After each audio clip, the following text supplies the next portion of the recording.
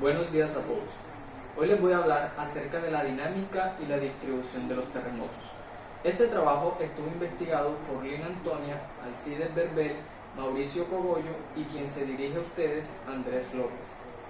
Nosotros pertenecemos a la Facultad de Educación y Ciencias Humanas de la Universidad de Córdoba, principalmente al Departamento de Ciencias Sociales.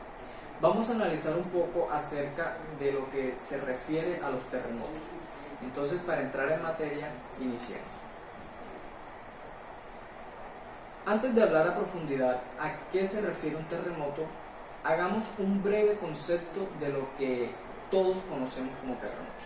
Sabemos que normalmente cuando nos mencionan un terremoto, nos hacemos la idea de un movimiento brusco en diferentes magnitudes que mayormente puede causar daños y destrozos a la población. Entonces, teniendo esto en cuenta, podemos decir que un terremoto es un fenómeno en el que se da una sacudida brusca y en un lapso pequeño de tiempo de la corteza terrestre. Esta pues es producida por la liberación de energía que se encuentra dentro de la Tierra, y esta se manifiesta a través de ondas sísmicas. Ahora analicemos un poco acerca de lo que genera estos terremotos. Debemos de tener en cuenta que los materiales que componen la Tierra se ordenan por densidades y características químicas diferentes. Es por esto que la geósfera, como vemos allí, está conformada por varias capas. Analicémosla. Tenemos la corteza continental, que es la primera capa. En esta podemos ver que es la capa de mayor grosor y la cual cuenta con materiales rocosos que se caracterizan por ser antiguos.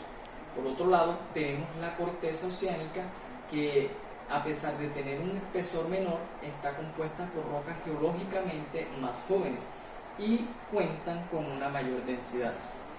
Después de esto tenemos bajo esta corteza terrestre el manto, el cual se encuentra a 2.900 kilómetros de profundidad bajo dicha corteza.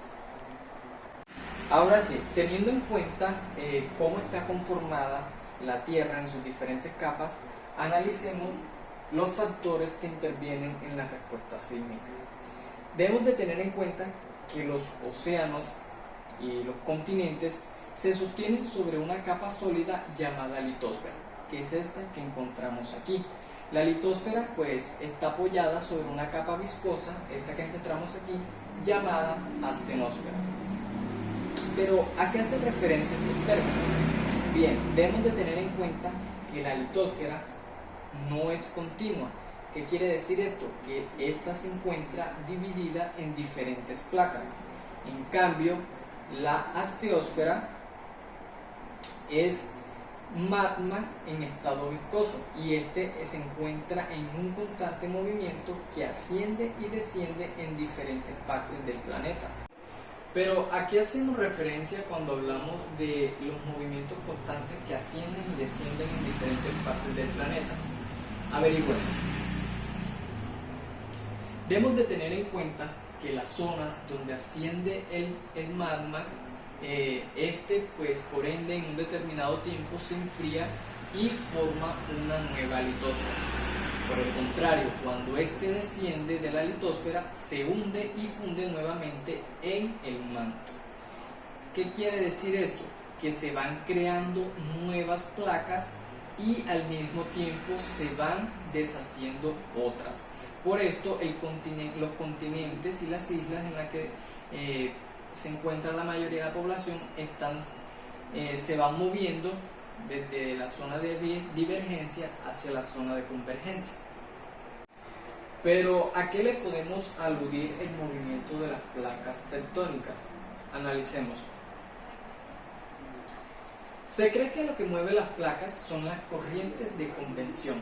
Estas pues al igual se crean cuando los materiales del manto, al calentarse, se hacen menos densos y ascienden hacia la superficie, en donde estos se enfrían y se unen de nuevo a las zonas más calientes, lo cual contribuye o crea un patrón circulatorio, como se ve en la imagen, un patrón circulatorio de movimiento que luego más adelante va a contribuir a que se desplacen estas placas. Recordemos que anteriormente hablamos sobre los efectos que causa cuando el magma sale a la superficie terrestre y se enfría, y lo mismo cuando éste se funde. Cuando nos referimos a eso, hablamos de los movimientos en diferentes zonas. ¿Lo recuerdan? Para iniciar, vamos a hablar sobre el borde de divergencia. Recuerden que anteriormente hablamos que en el borde de divergencia es cuando se forma una nueva litosfera por el ascenso del magma, y estas, como pueden ver aquí, es cuando las placas se separan una de otras en este sentido. Por otro lado, tenemos las placas convergentes, o mejor dicho, los bordes convergentes, en donde las dos placas, como se muestra aquí en la figura, se acercan entre sí, y una de estas placas, la placa descendiente, se introduce debajo de la otra, y esto se le denomina una subducción. Un ejemplo de esto es el monte del Himalaya. Sabemos que por causa de la subducción de una de las placas hace que la otra sobresalga y genere un nuevo relieve. Por último, tenemos los bordes transformantes. Estos pues son los más interesantes, ya que a partir de aquí, cuando ocurre una subducción bajo una placa, bajo la otra, se produce una fricción entre ambas, ¿cierto? Y esto ocasiona una salida de magma por los volcanes, ya que pues normalmente las zonas de altos sismos están conectadas con las zonas volcánicas, y debido a esta fricción se libera una gran cantidad de energía y por ende recorre a los movimientos sísmicos. En los bordes transformantes se producen los terremotos más grandes, ya que en este borde no se produce ni se destruye litosfera. Esta roca friccionada, como se puede ver aquí, acumula una gran energía alrededor de una línea de contacto, y esta se le reconoce como falla. Una de las más conocidas es la falla de San Andrés, que ocurre en California, Estados Unidos, y es de las más desastrosas. Debemos de tener en cuenta que los lugares que no se encuentran en un límite entre placas no sufrirán tantos terremotos, a diferencia de los que sí se encuentran obviamente sobre estos límites. Hasta el momento hemos analizado las causas y los factores que generan a los terremotos. Entonces pudimos analizar que desde dónde se produce, por qué se produce y en qué zonas son las más afectadas. Ahora debemos de saber que los terremotos se dividen en dos partes. Estas partes son conocidas, se nos hacen reconocidas, y es que normalmente cuando ocurre un suceso de estos los escuchamos nombrar. Analicemos estas partes. Tenemos la parte llamada el hipocentro, el cual pues es el punto interior de la Tierra, como pueden observar aquí, donde se origina el terremoto. Y tenemos el epicentro, el cual pues es el punto en la superficie de la Tierra que se encuentra, como ustedes pueden observar, directamente vertical sobre el hipocentro, ¿cierto? Entonces, resumiendo, el hipocentro se encuentra en el punto interior de la Tierra donde se origina el terremoto, y el epicentro es el punto de la superficie terrestre que se encuentra directamente vertical sobre el hipocentro, y es normalmente donde se ocurre el desastre. Aunque al iniciar esta exposición hablamos un poco acerca de una definición breve de lo que se refiere a terremoto, debemos de tener en cuenta que aunque esta definición de sismo, temblor o terremoto consideramos nosotros que se encamina a lo mismo, debemos de tener en cuenta que los geólogos, los cuales están encargados de estudiar la Tierra, consideran que hay una diferencia entre estas palabras, y esta diferencia radica en el grado de intensidad en el que se dan dichos movimientos, claramente siendo el terremoto la definición del mayor grado de intensidad.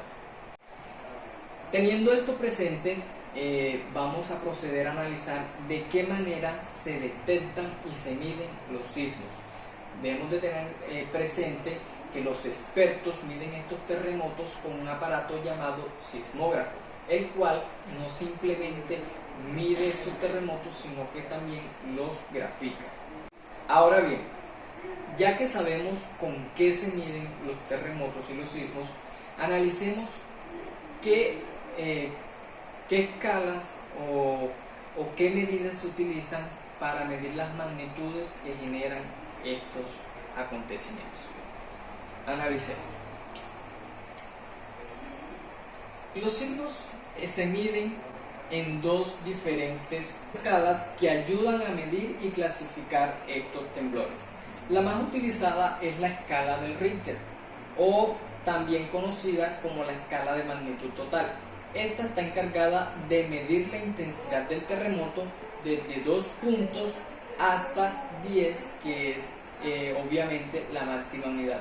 Debemos de tener en cuenta que entre estos valores existe una gran diferencia, ya que los sismos tienen un aumento exponencialmente en sus diferentes grados, ya que podemos decir que un sismo de magnitud 4 no es el doble de uno de magnitud 2, sino 100 veces mayor que el anterior, y así sucesivamente. Por otro lado, tenemos la escala de Mercalli, que a diferencia de la de Richter no mide la magnitud, sino los desastres que éste provoca, luego obviamente de que éste ha pasado, teniendo 1 como el grado más débil y el 11 como el estado más desastroso. Ahora, teniendo en cuenta cómo se miden estos sismos, de qué magnitudes son, cómo son sus escalas, vamos a analizar la distribución geográfica que estos tienen alrededor del mundo. La distribución geográfica de los terremotos, como muchas personas creen, no es al azar. Muy al contrario a esto, pues existen zonas que están bien definidas donde se localizan la mayor parte de los terremotos registrados en el mundo. Frente a otras zonas, como vemos aquí en la imagen, hay otras zonas asísmicas que proporcionalmente ocupan una superficie del planeta mucho mayor, en las cuales el registro de actividad sísmica está marcadamente menor, además de la distribución geográfica de los sismos que coinciden con las líneas generales. Hasta el momento hemos hablado de las causas naturales que provocan los sismos y los terremotos que ocasionan graves daños a la población. Pero a diferencia de las causas naturales, el hombre también ha contribuido en gran parte a la existencia de estos fenómenos. Vamos a analizar 3 factores de la explotación humana que contribuyen a la práctica y al desenlace de terremotos. Las causas artificiales de los terremotos más conocidas son las instalaciones geotérmicas, el fracking y las pruebas nucleares. Estas 3 actividades tienen algo en común, y es que en su práctica generan o causan graves daños al terreno. Por ende, en lo que refiere al fracking y a las pruebas nucleares, desestabilizan la tierra, lo cual hace que se vuelva más propenso a que existan movimientos de placa y por ende se genere leves e inclusive grandes terremotos. Hasta el momento analizamos todo lo que refiere a los terremotos, sus causas, por qué se provocan, cómo se originan y cómo se desenlazan. Entonces demos un resumen de lo que es un terremoto, un seísmo, un temblor o un sismo, lo cual, pues, como analizamos en las definiciones, nos llevan a lo mismo. Entonces podemos decir que un terremoto es un fenómeno donde se sacuden las capas terrestres, un fenómeno telúrico que es con un tiempo prolongado, pero que a su vez en ese corto tiempo puede generar grandes daños. y este es producido por la liberación de grandes energías que se encuentran acumuladas en forma de ondas sísmicas dentro de la Tierra. Y los más comunes, pues como hablamos, se encuentran en las actividades de las fallas geológicas. Esto era todo. Si tienen alguna pregunta, pues pueden hacerla, y muchas gracias por su atención.